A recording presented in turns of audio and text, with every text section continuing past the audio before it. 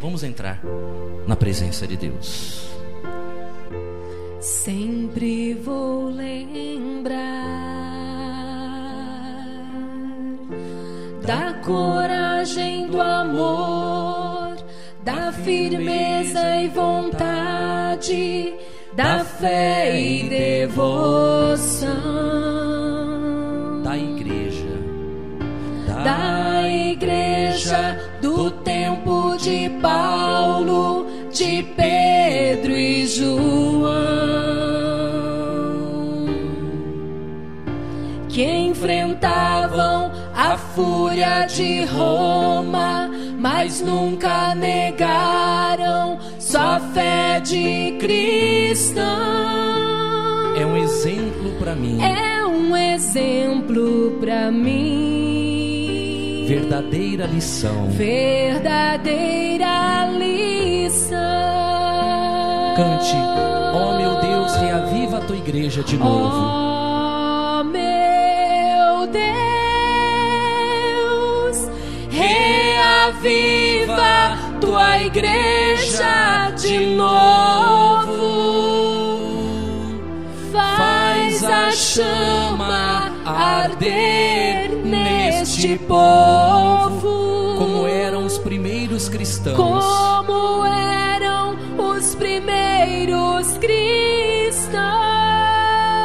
Cante: ó meu Deus, ó meu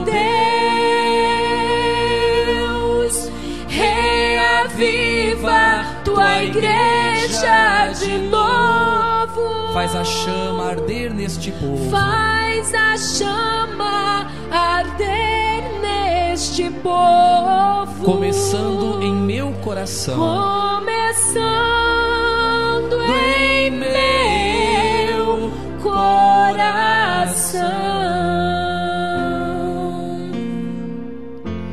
Eu queria ver a bravura dos santos. A bravura dos santos. Em plena arena. Em plena arena. Enfrentando os leões. Enfrentando os leões. Quanto mais a fogueira queimava. Quanto mais a fogueira queimava, se ouviam os louvores dos nossos irmãos. Sobre o sangue tombavam nas ruas. Sob o sangue tombavam nas ruas. Chegavam nos céus com a vitória nas mãos. É um exemplo para mim. Verdadeira lição. Verdadeira lição. Oh meu Deus. Oh meu Deus, reaviva tua igreja de novo. Faz a chama arder neste povo, como eram os primeiros cristãos. Cante: ó meu Deus, ó meu Deus, reaviva tua igreja de novo. Faz a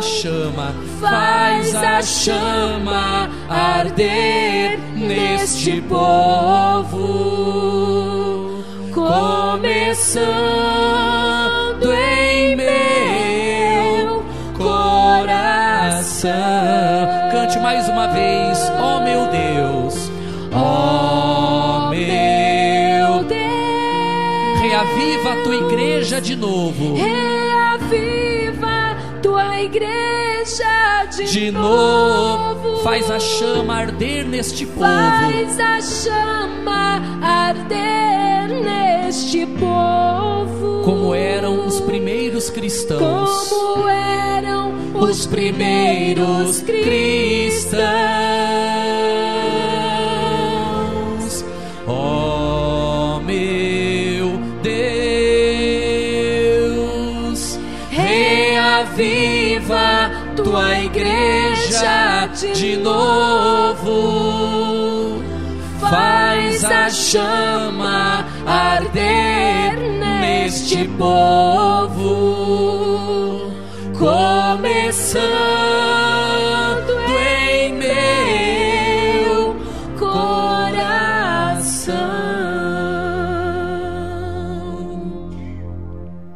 Senhor nosso Deus e nosso Pai, em nome do Senhor Jesus, nós entramos na Tua presença em oração.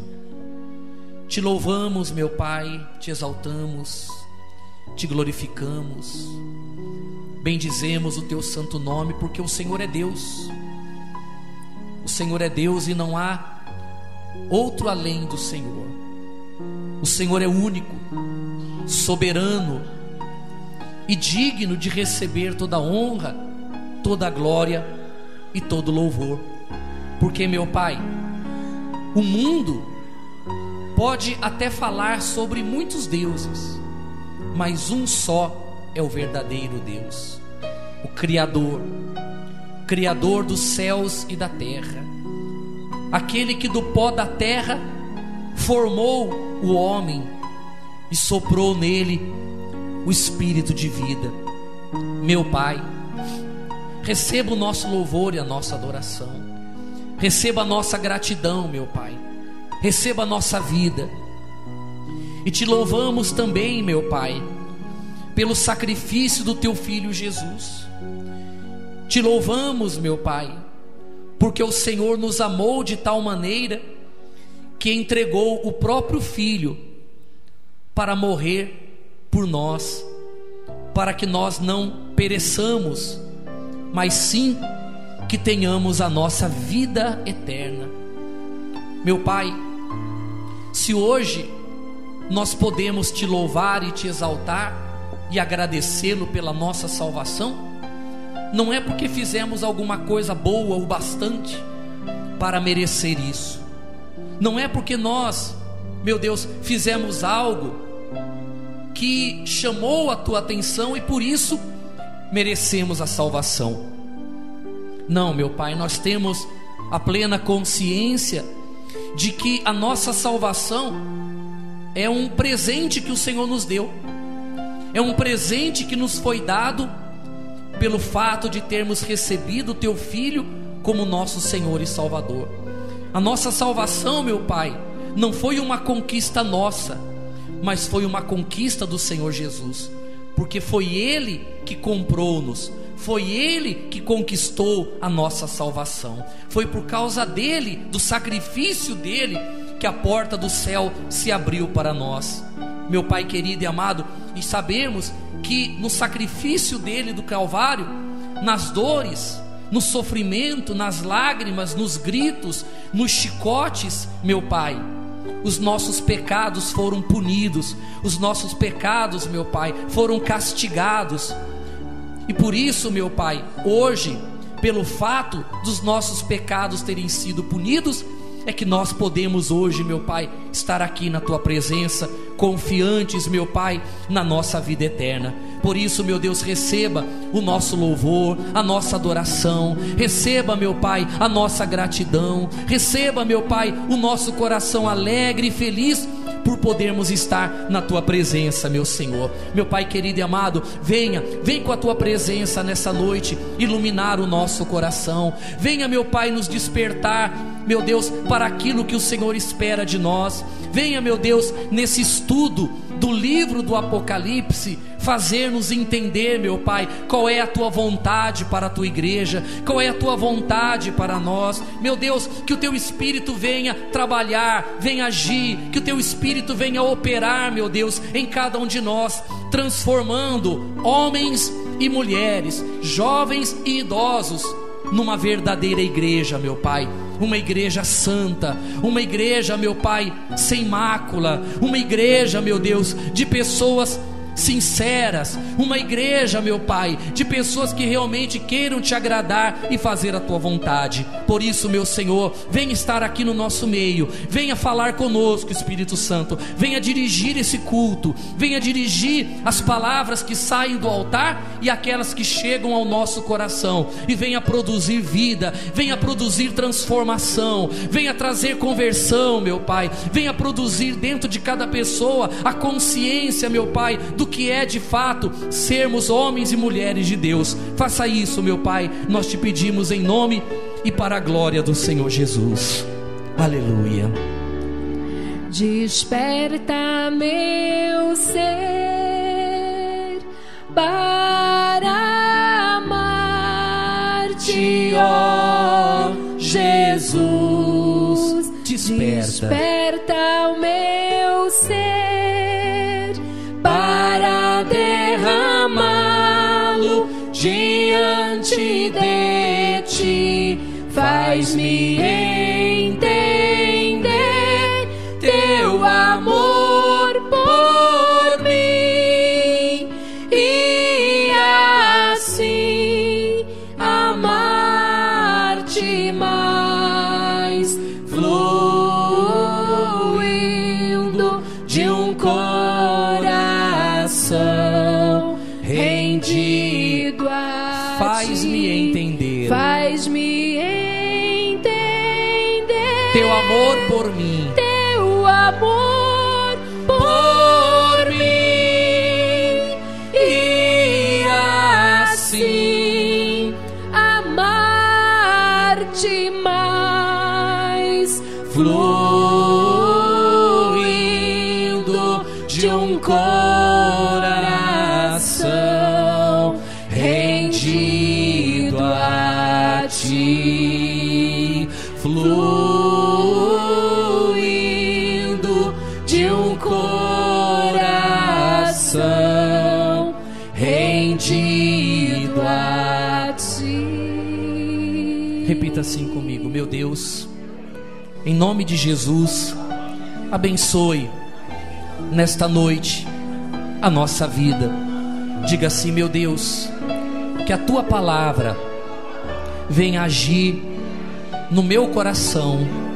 Fala comigo, me ensina, me orienta, me educa, me exorta, me corrige, me alerta e, acima de tudo, me salva.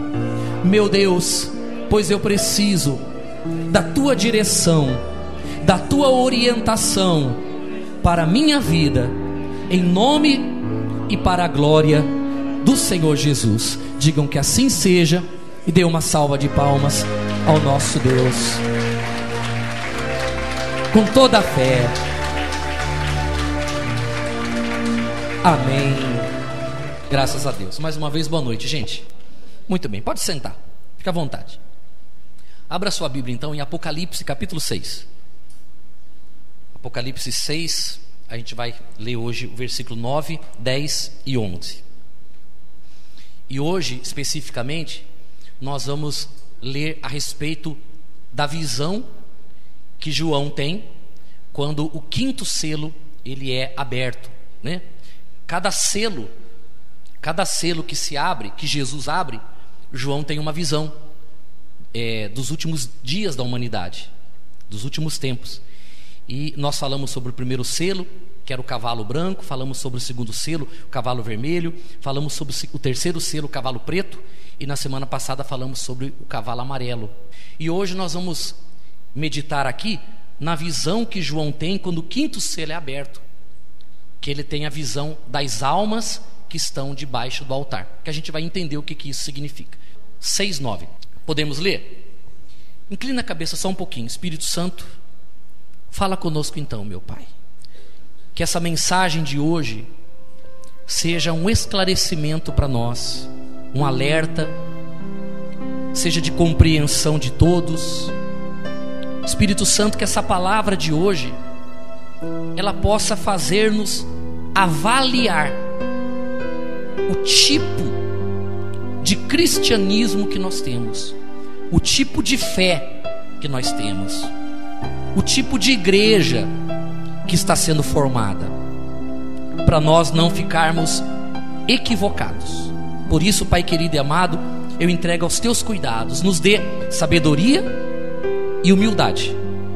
Nos dê humildade para ouvirmos e de bom coração compreendermos que é um cuidado do Senhor conosco. Em nome de Jesus, diga assim seja. Amém. Então diz assim, olha, o quinto selo.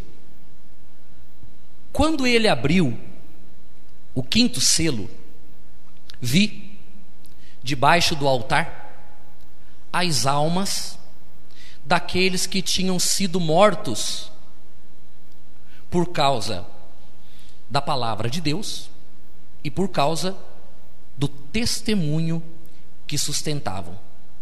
Clamaram em grande voz, dizendo: até quando, ó soberano Senhor, santo e verdadeiro, não julgas nem vingas o nosso sangue dos que habitam sobre a terra?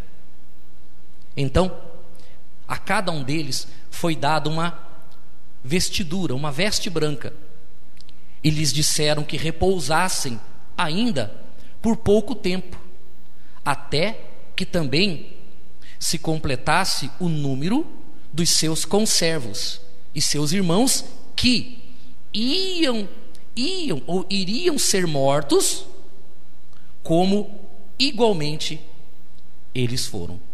Diga graças a Deus. Bom, então a gente já entendeu aqui, nós já compreendemos aqui que a visão que João teve daquelas almas que estavam debaixo do altar eram as almas daqueles que foram mortos, mas foram mortos por causa da palavra de Deus e foram mortos por causa do testemunho de Cristo que eles davam por onde quer que eles passavam. Amém? Eu queria ler com você, aqui mesmo no Apocalipse, no capítulo 1.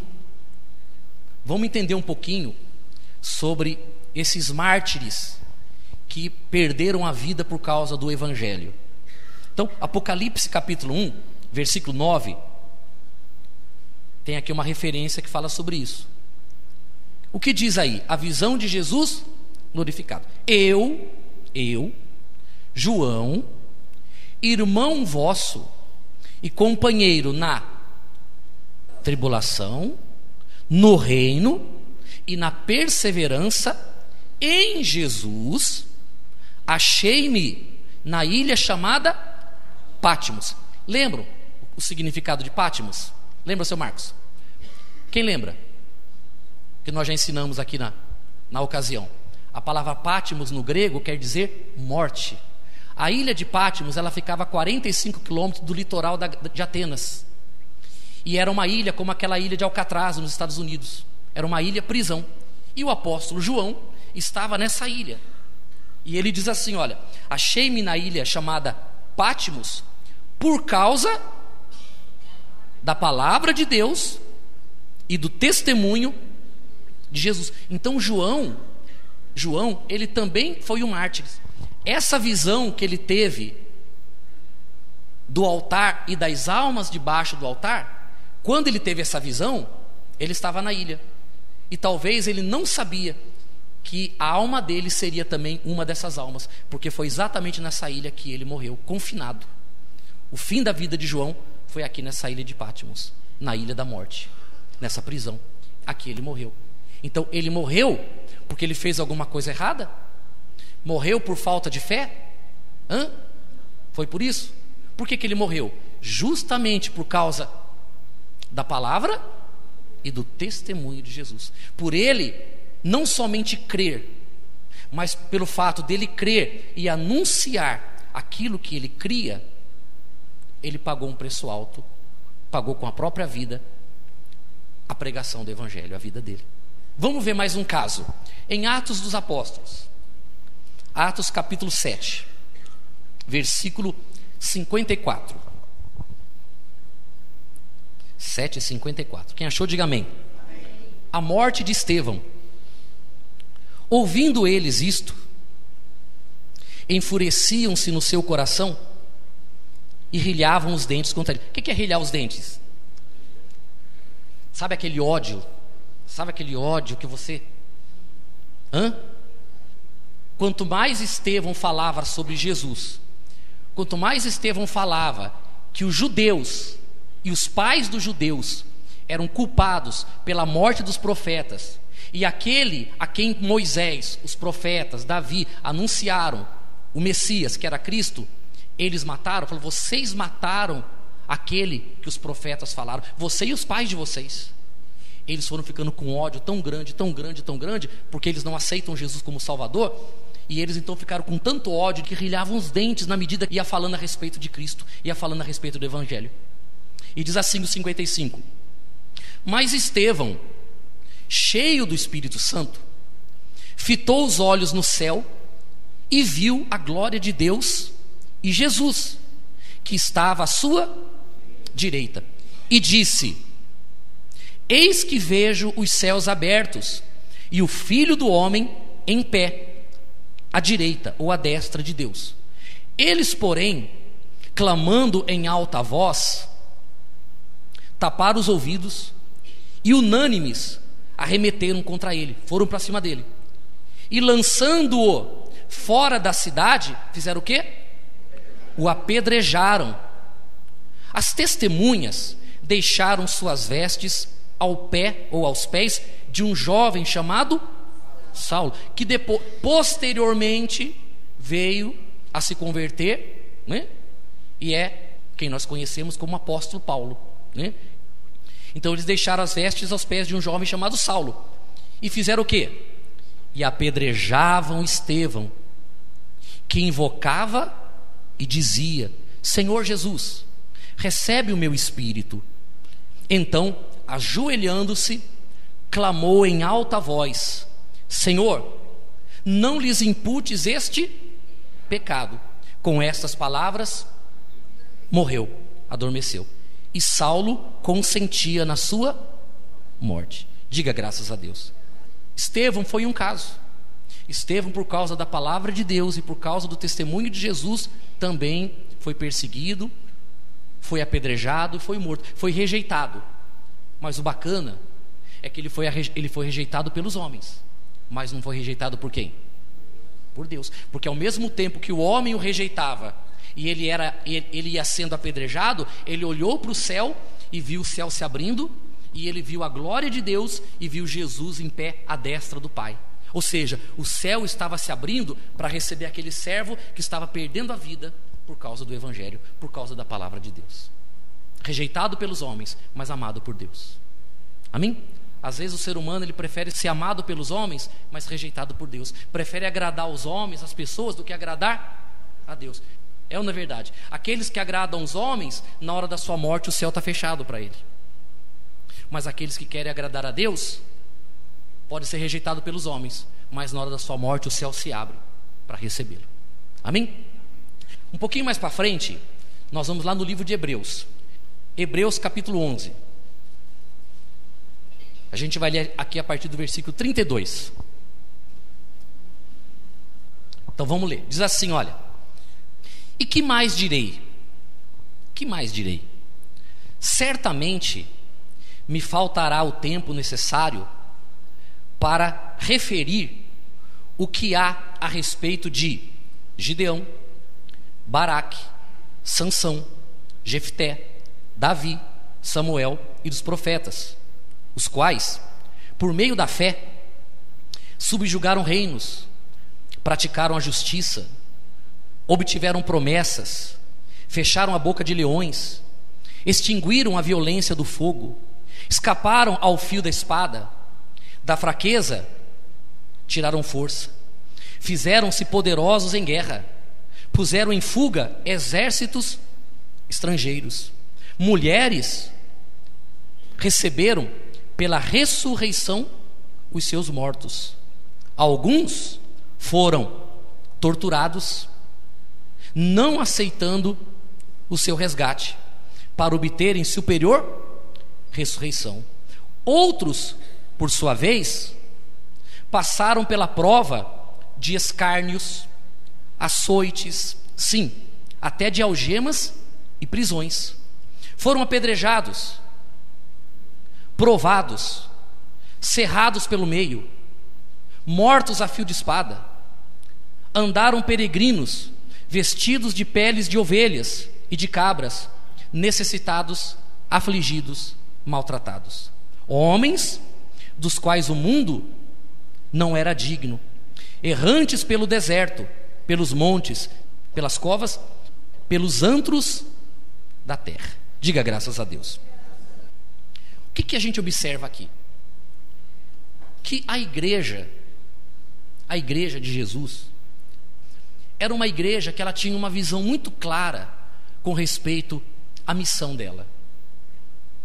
O que nos deixa hoje muito triste. E eu confesso para você que eu estudei hoje a Bíblia, estava estudando em casa hoje para trazer a mensagem para você, e eu confesso que quanto mais eu lia, mais triste eu ficava. Mais triste eu ficava. Estou triste até agora, na verdade. Porque o trabalho do pastor não é chegar aqui, abrir a Bíblia, porque com a experiência de anos, eu não preciso nem preparar nada, eu venho aqui, abro qualquer passagem da Bíblia, leio para você e vou pregar. 30 anos fazendo isso, eu sei fazer isso de cor e salteado. Mas o trabalho do pastor não é esse.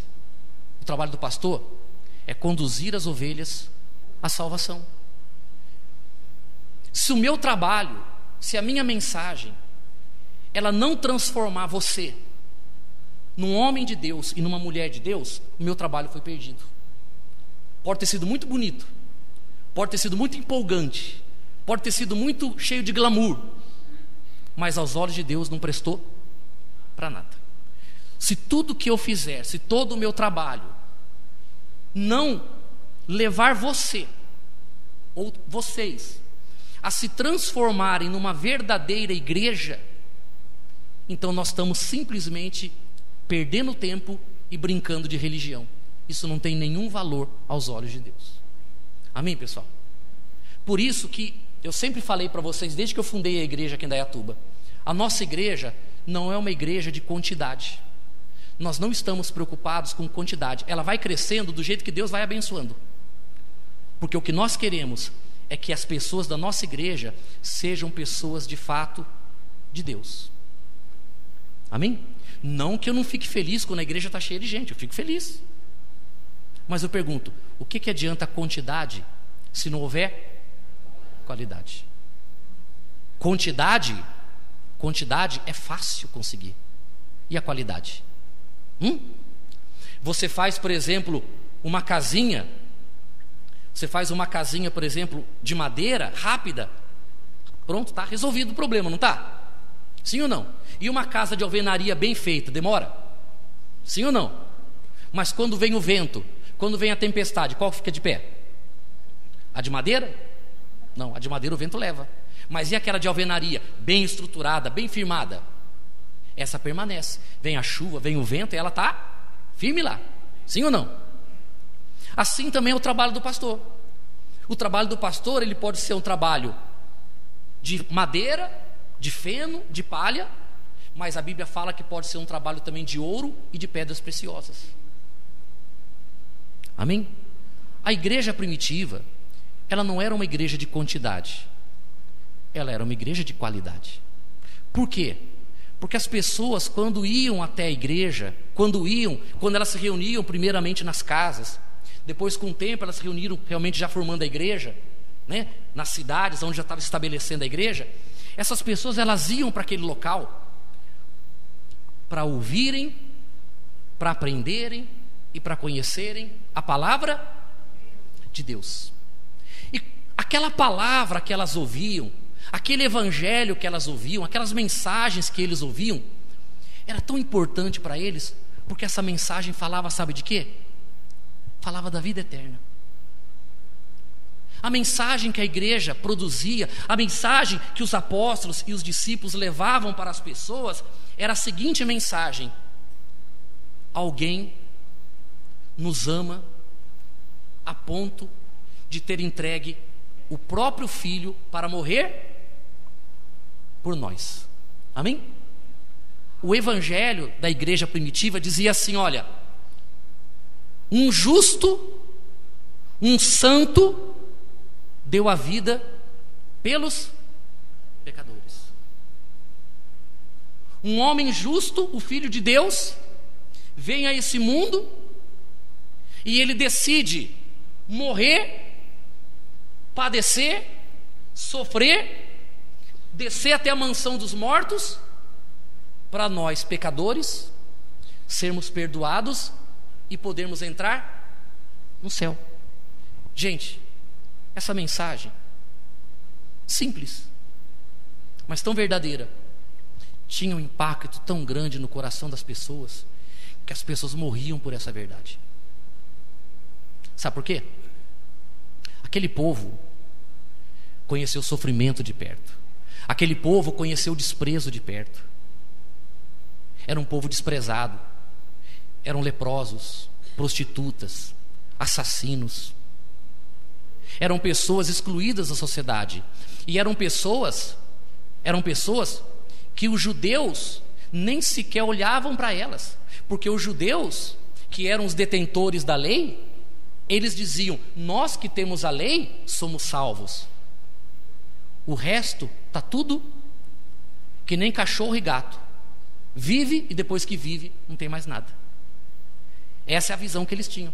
Então você imagine, você pensa, aquele povo que nunca acreditou, eles nunca conceberam a ideia de que eles um dia poderiam ir para o céu, porque o céu era lugar dos judeus para eles. Era um povo que sabia que ia viver, ia morrer, ia tudo para o inferno. Essa era a consciência que eles tinham.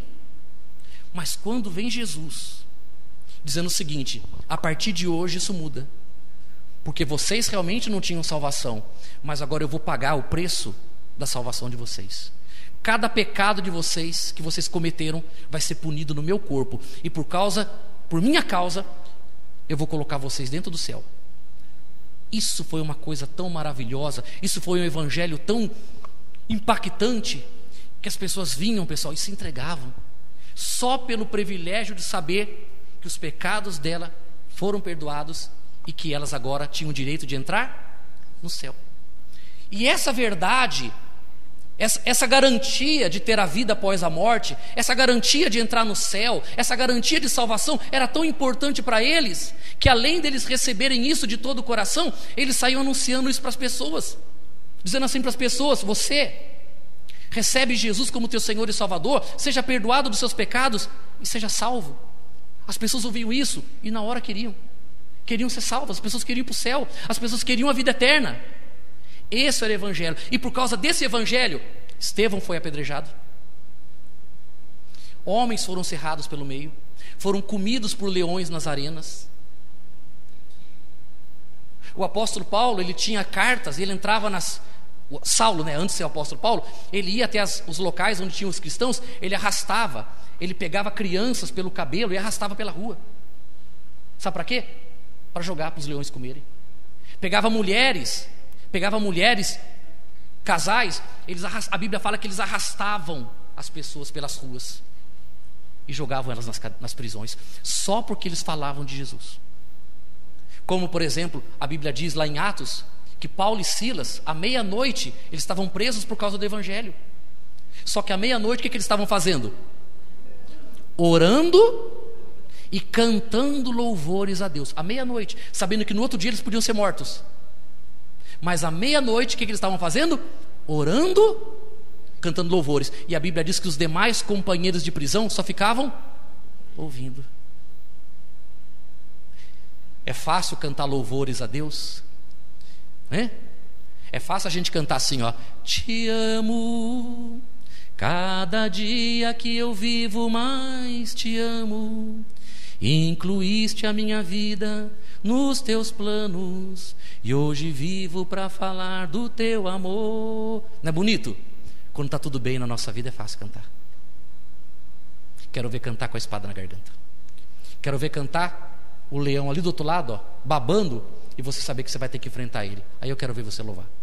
Aí eu quero ver você cantar. Mas eles faziam isso.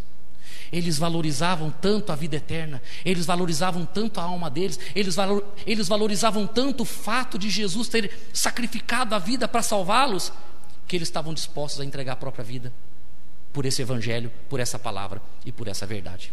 Amém? Esse é o retrato da igreja que um dia Deus sonhou com ela. Essa é a igreja que Deus, quando deu Jesus para morrer, que pagou um preço alto, porque você imagine Deus olhar para Jesus e saber o que ele passou, escutar Jesus gritando naquela cruz de dor e não poder fazer nada, mas ele acreditava que daquele sacrifício nasceria a igreja dele, e a igreja nasceu. A igreja nasceu.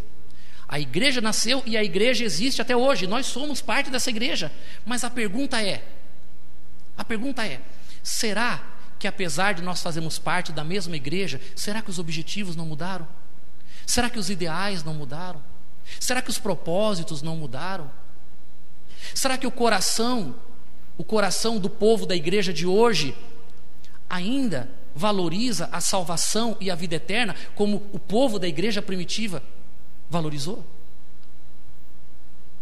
Eu não estou dizendo que eu gostaria que houvesse uma perseguição muito grande hoje e que a gente fosse morto por causa disso, só para provar a nossa fé. Graças a Deus que nós não passamos por isso. Graças a Deus que nós não precisamos hoje, pelo menos por enquanto, estar com a nossa vida em risco por causa do evangelho.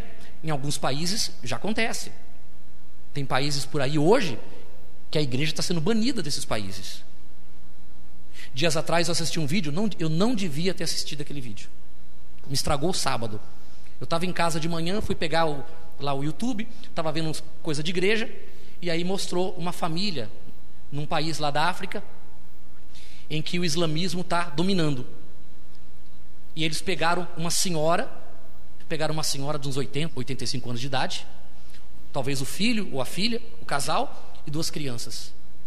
Eles jogaram-se num tipo de uma valeta, e os homens vinham correndo, saltavam e pulavam em cima da cabeça da mulher, assim, da senhora. Pulava em cima das crianças, e chutava, e virava para cá, e batia, e a coitada da senhorinha querendo subir o barranco, e eles vinham e chutavam a cara da mulher. Uma senhora de 85 anos. Eles bateram. Depois que bateram, começaram a pegar galhos de árvore, galhos verde ainda. Foram jogando, aí jogaram algum tipo de combustível lá, tacaram fogo, e o pessoal querendo sair debaixo dos galhos da árvore, e eles chutavam a cara de novo e voltavam para o meio do fogo, e aquela senhorinha, aquelas crianças querendo sair. Tudo porque eles eram cristãos. Triste, né? Triste. Sofrimento. Quer dizer, eu não consigo me ver naquela situação, porque é muito triste.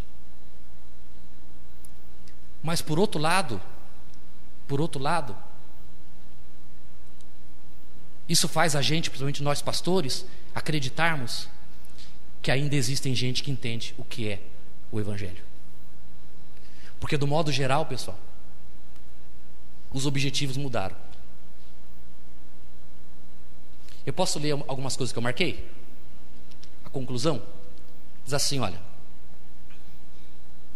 a igreja moderna está muito longe das expectativas de Deus. Não pelo fato de não vermos pessoas sendo mortas ou encarceradas, mas sim porque os ideais mudaram. A igreja primitiva prezava pelo evangelho puro e simples, que apontava para a cruz e para o sacrifício de Cristo. A igreja atual foca o sacrifício financeiro como meio de se desfrutar dos prazeres terrenos e passageiros. A igreja primitiva conduzia o homem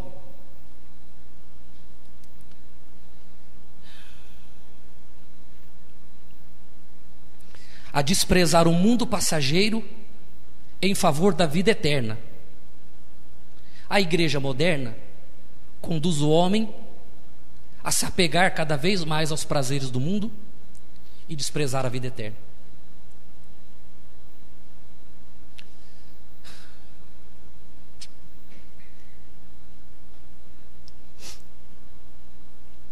Na igreja primitiva, as pessoas abandonavam o mundo por causa de Jesus. Hoje, as pessoas largam de Jesus por causa do mundo. A igreja dos primeiros séculos tinham Cristo como Senhor. A igreja moderna tem Cristo como escravo. A igreja dos apóstolos abria mão do que tinha, por amor à palavra de Deus e ao testemunho de Cristo. A igreja atual só reconhece Cristo e a sua palavra se vier acompanhada de bens materiais e de total liberdade. A igreja primitiva se adequava à vontade de Deus. A igreja moderna se adequa à vontade dos homens. Na igreja primitiva, o culto era para louvor e adoração a Deus e ao seu Filho Jesus. Hoje a igreja é para satisfazer os homens e os seus caprichos. Então, essa é a conclusão que a gente tem da igreja hoje. Antigamente as pessoas, elas tinham na igreja como o lugar de conhecer a Deus. Hoje não. Hoje as pessoas têm a igreja como lugar de melhorar de vida. Ela vai na igreja para resolver seus problemas. Ela vai na igreja para tentar melhorar sua vida financeira, né? E se o seu escravo, que é Cristo, não fizer o que ela quer, o que ela manda, do jeito e ao tempo que ele ou ela quer, então ele não serve para ser o seu Deus. E essa pessoa simplesmente rasga a carteirinha de membro, deixa de vir na igreja e diz que não acredita mais em Deus, porque transformaram o Senhor num servo. Essa é a igreja de hoje. A igreja de hoje não está preocupada em pregar a verdade para as pessoas, porque a verdade dói, a verdade machuca, e sempre que algo nos machuca, a tendência é se afastar daquilo que nos machuca, não é? Então as pessoas hoje não querem ser confrontadas, não. Elas querem ir numa igreja que aquilo que elas vão ouvir vai de encontro com as suas filosofias, com os seus pensamentos. Ela não quer ser confrontada, ela não quer a verdade, ela quer um discurso que seja agradável para ela. Eu vou ser franco com você. Vocês sabem, eu estou aqui há 2 anos e pouco. Eu nunca fiz muita questão de ver essa igreja cheia, mas eu faço questão, pessoal, de que o povo da igreja seja um povo de Deus. Eu não posso obrigar vocês a serem de Deus, eu não posso obrigar você a aceitar aquilo que eu falo, mas eu tenho orado muito e tenho me esmerado em ensinar a verdade para você, esperando, confiando que pelo menos uma meia dúzia seja amanhã um mártir que esteja pronto para entregar a própria vida para Jesus, se for possível, sem olhar para nada, porque amam a Deus, porque amam o Evangelho, e a elas foi revelada a verdade da palavra de Deus. Essa é a igreja que nós queremos, essa é a igreja que eu quero, essa é a igreja que está aqui no meu coração desde o primeiro dia que eu fiz o culto aqui nessa igreja. O primeiro culto que nós fizemos aqui, isso estava no meu coração, isso está no meu coração até hoje. Tanto que eu não tenho pretensão nenhuma de sair pelas ruas trazendo milhões de pessoas para a igreja. Eu não tenho essa pretensão. Não que eu não queira, e não que não seja bom. O que eu não quero é quantidade. O que eu quero é... Posso ser franco com você? Sem te ofender. Se o motivo de você estar aqui na nossa igreja não é o de conhecer a Deus, o de servir a Deus, o de conhecer a palavra dele e de morrer por ele se preciso for, eu gostaria de pedir que você procurasse uma outra igreja para você frequentar. Se o objetivo de você estar aqui não é viver para Jesus, fazer a vontade de Jesus, colocar em prática aquilo que você ouve, por favor, procure outra igreja para você. Eu ficaria feliz se você não viesse mais, porque eu não quero quantidade de pessoas. Eu quero, pessoal, gente que esteja do nosso lado para pregar o Evangelho, para pregar a graça, para pregar a verdade. Eu não quero gente enchendo linguiça na igreja. Eu não quero gente na igreja só para resolver os seus probleminhas do dia a dia. Que Deus abençoe e todos sejam resolvidos, porque Deus é Pai e Ele nos ajuda dia a dia, sim ou não? Mas o nosso objetivo não é esse. O nosso objetivo é conhecer a verdade. E eu queria pedir mais uma coisa para você. Primeiro é isso. Se a sua intenção aqui não é se submeter à vontade de Deus, por favor, não venha mais. Por favor, fique na sua casa. Vai ver novela, você ganha mais. Mas se você diz assim: não, pastor, eu tenho vindo na igreja e eu tenho aprendido, e Deus sabe do meu coração como eu tenho procurado colocar em prática aquilo que eu tenho aprendido, porque eu sei da seriedade da palavra de Deus, e eu sei que o que vocês pregam é o evangelho do Senhor Jesus. Muito bem.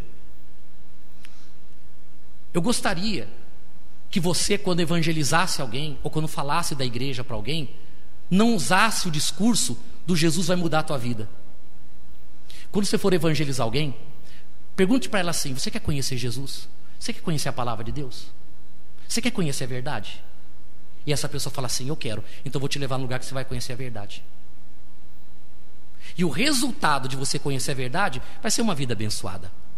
Mas eu gostaria que você eliminasse o tal do discurso. Você está doente?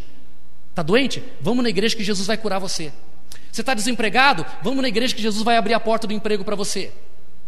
Você está com um problema no casamento? Vamos lá que Jesus vai resolver o seu problema no casamento. Eu acredito que Ele vai fazer tudo isso, e a gente ora para que isso aconteça.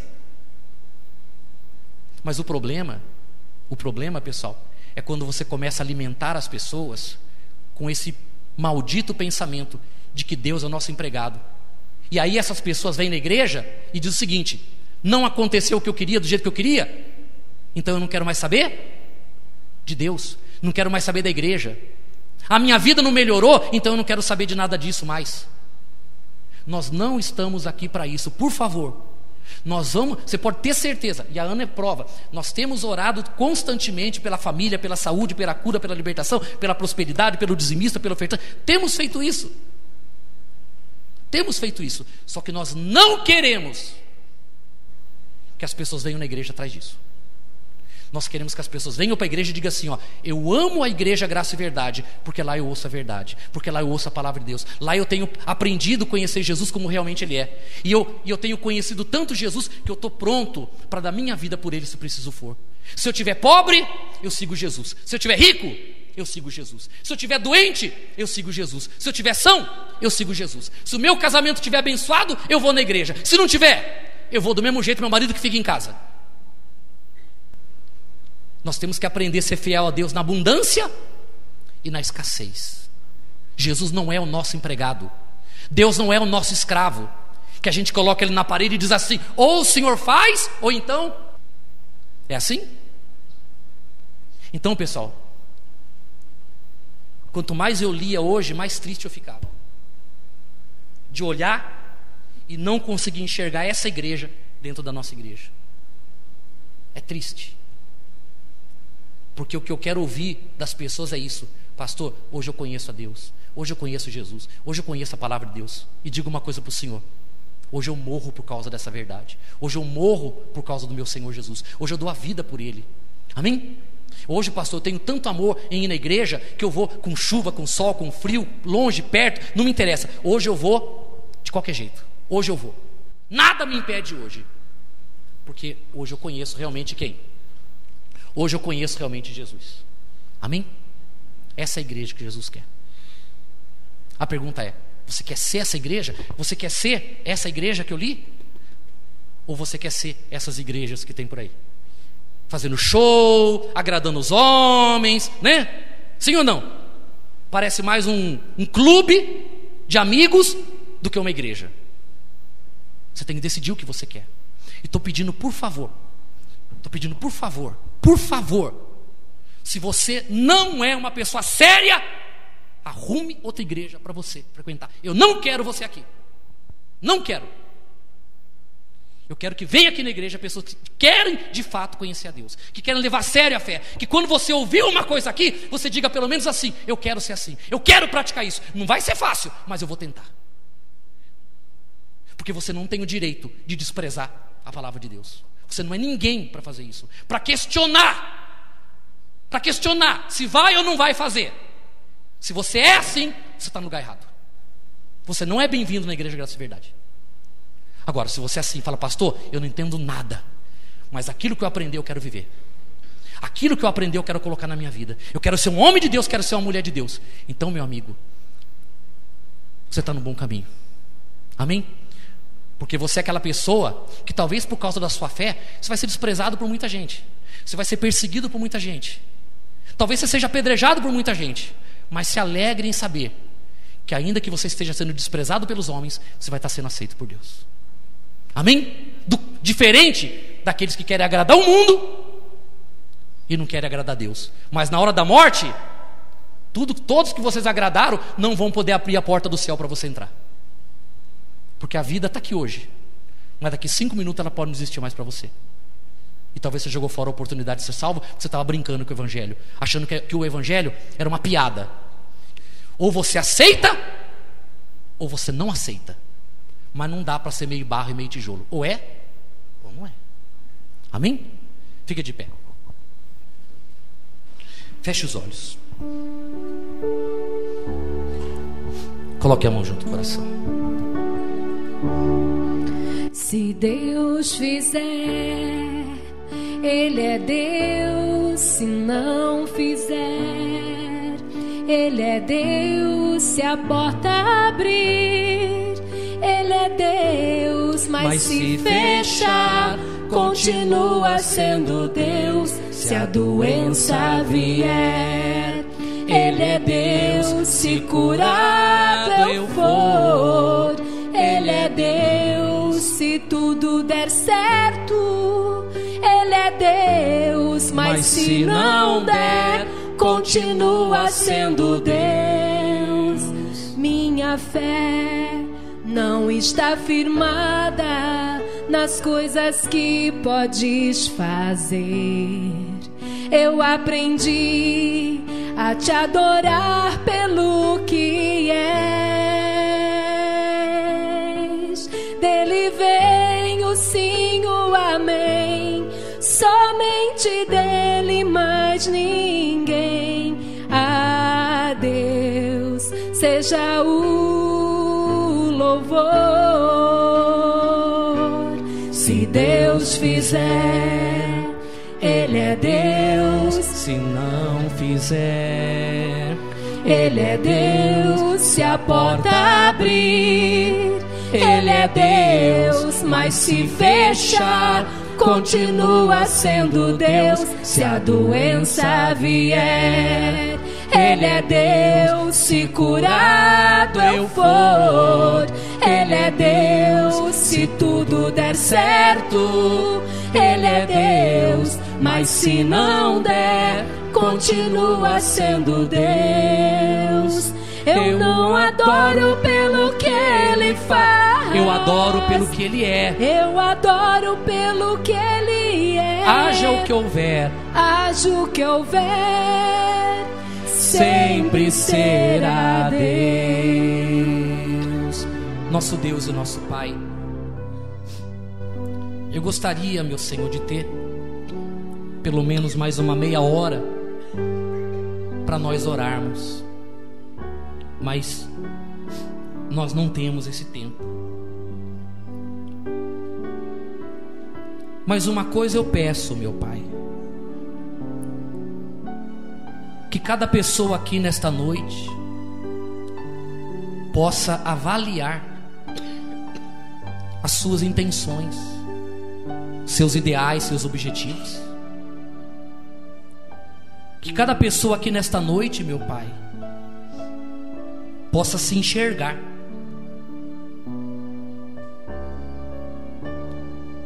Porque nós não estamos aqui, meu Pai, brincando. Sabe, meu Pai,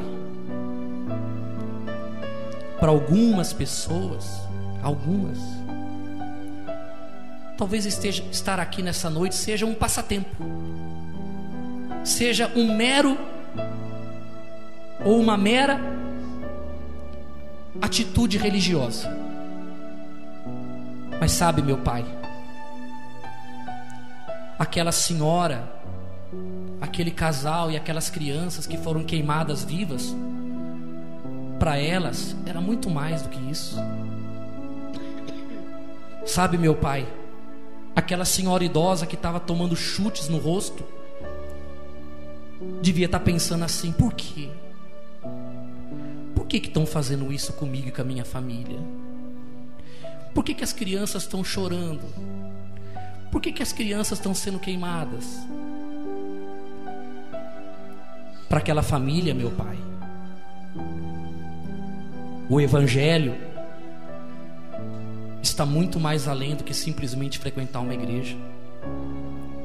E há pessoas, meu Pai, e há pessoas que às vezes, diante de pequenos desafios, pequenos problemas, há pessoas, meu Pai, que às vezes diante de momentos complicados,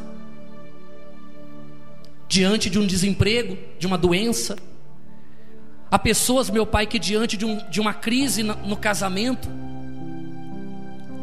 já começam a dizer assim: não vale a pena, não vale a pena buscar a Deus, não vale a pena. O que adianta eu estar buscando a Deus e fiquei desempregado? Esse meu escravo não vale nada, viu? O que adianta? Eu estou indo na igreja. Olha o problema que aconteceu. Esse meu escravo é muito fraco. Porque para algumas pessoas, meu Pai, o Evangelho nada mais é do que um ingresso para o país das maravilhas.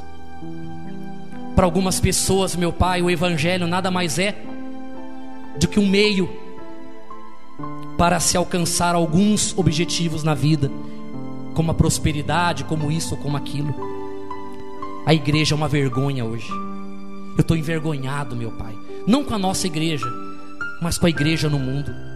Uma igreja fraca, uma igreja populista, uma igreja fingida, uma igreja hipócrita, uma igreja, meu Pai, aonde as pessoas querem ser agradadas e não querem ouvir a verdade. São pessoas dodóizinhas, são pessoas magoadinhas, são pessoas feridinhas, são pessoas, meu Pai, indecisas, instáveis. São pessoas que se dão ao luxo de questionar a Tua palavra. São pessoas, meu Pai, que se dão ao luxo, como se fossem reizinhos, de questionar a Tua palavra, quando nós não somos nada, meu Pai. Quando nós não somos nada, somos um lixo, uma porcaria, pecadores miseráveis, que deveriam clamar dia e noite, porque foram salvos pela graça, foram salvos pela misericórdia. Mas o mundo, meu Pai, está tão enraizado, o mundo está tão petrificado dentro dessas pessoas, estão tão cegas, tão iludidas, tão perdidas, tão na escuridão, que não conseguem enxergar que um dia o Senhor, meu Pai, para nos salvar, entregou o próprio Filho, e Ele passou uma vida de cão, gritou que nem um condenado, por causa dos pecados que Ele pagou um preço alto. Meu Pai,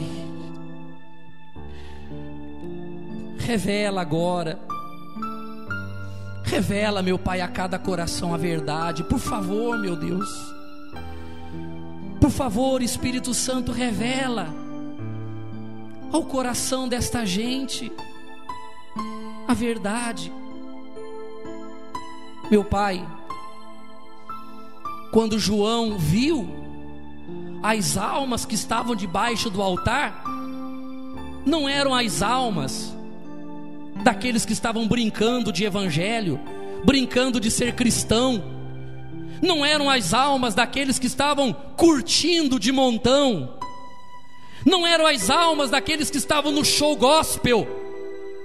Não, meu Pai, as almas que estavam lá clamando, dizendo: até quando, Senhor, não vingará o nosso sangue?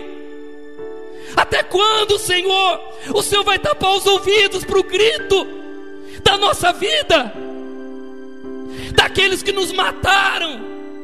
Até quando, Senhor? Eram as almas daqueles que haviam pago um preço alto por causa da crença, por causa da fé. não era um bando de cristãozinho, como hoje a igreja é feita de cristãozinhos, gente fraca, gente mole, gente que diz assim: ah, eu não consigo largar o meu cigarrinho, ah, eu não consigo largar a minha namoradinha, ah, eu não consigo parar de me masturbar, ah, eu não consigo parar disso, parar daquilo. É um bando de fraco, um bando de fraco, que devia ter vergonha de pronunciar o nome de Jesus. Vergonha, porque Jesus foi forte para salvar a gente, e a gente bate no peito dizendo que é cristão, e na primeira luta já está fugindo, no primeiro pecado já está caindo. Cai uma gota d'água do céu, não vou na igreja porque está chovendo.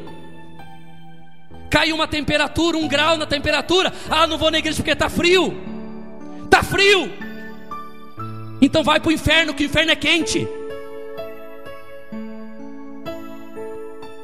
Meu Pai, muda a tua igreja, meu Senhor. Muda, meu Pai, o coração das pessoas. Muda, meu Pai. Faz o nosso casamento ser um casamento cristão, que não tem briga, não tem palavrão, não tem cachaça. O casamento, meu Pai, que tem perdão, tem misericórdia, tem comunhão.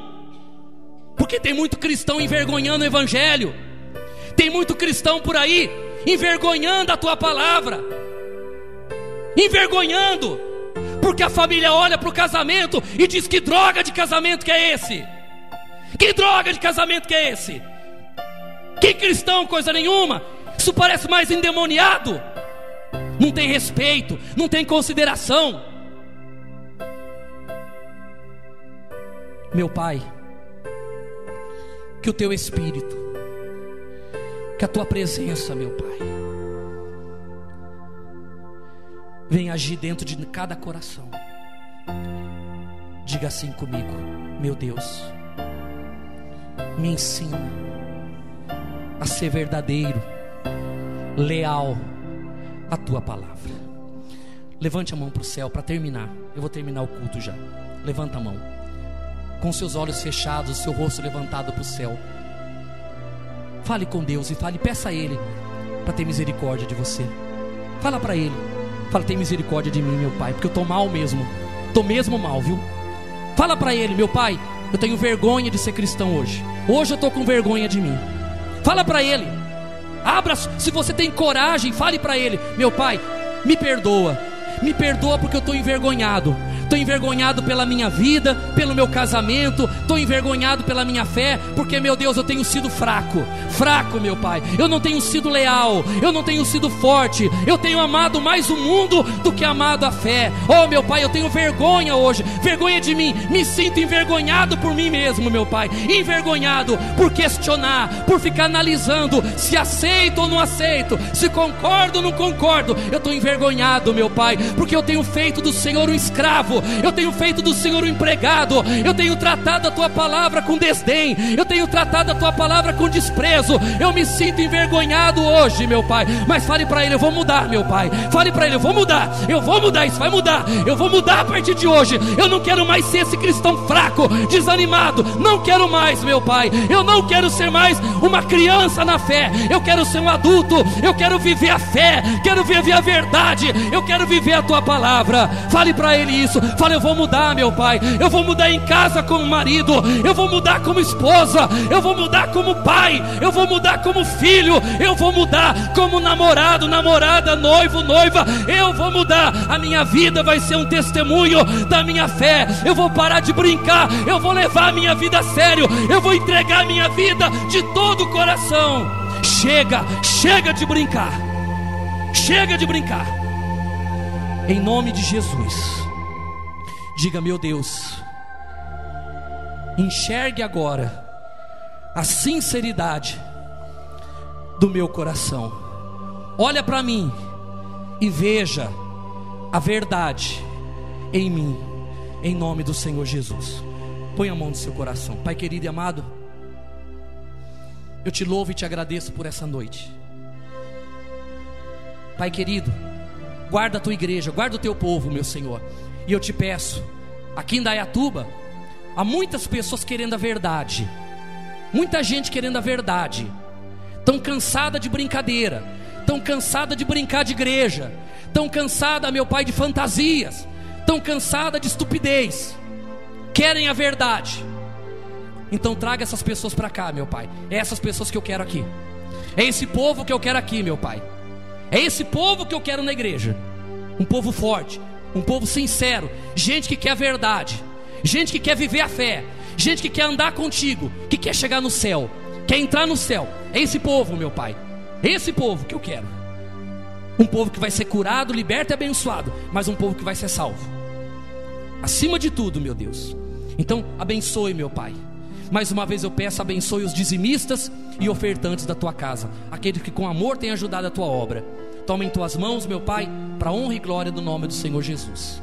E quem crê, diga assim seja. Dê uma salva de palmas para Jesus, de todo o coração, para o nosso Deus.